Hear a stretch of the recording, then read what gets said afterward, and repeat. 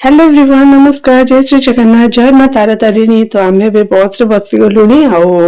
पहाड़ देके एबे जाऊछु माँ का मंदिर पाखक एबे बस रे पहाड़ चढ़ी के जाऊछु एटा कुमारी पहाड़ नले रत्नगिरी पहाड़ भी कहती तो एटा ऋषिकुल्या नदी कूल ही माँ का मंदिर अवस्थित तो पूरा कूल को लगिकी पहाड़टा जाऊँ तो साइड रे पूरा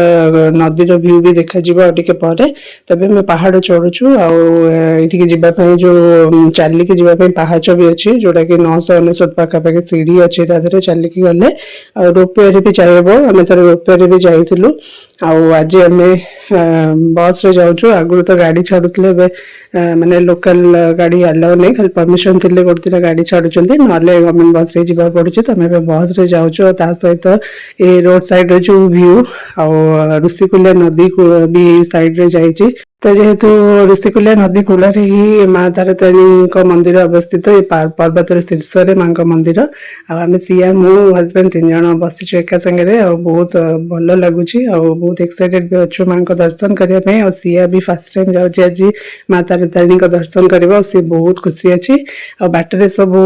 मांकड़ मैंने बहुत अच्छा ये मंदिर में बहुत मांकड़ था बाट सारा भी पूरा अच्छा तो बहुत बढ़िया लगुच व्यू और नदीर व्यू भी राइट साइड देखा जाऊँगी सेटा भी बहुत बढ़िया लगुच और संध्या ही आसला तो सनसेट व्यू देखो केते बढ़िया देखा जाऊँगी पहाड़ उपरू आम पहुँची गलु माँ तारा तारिणी पाखे जय माँ तारा तारिणी तो देखो माँ का मंदिर दूर देखा जाऊँगी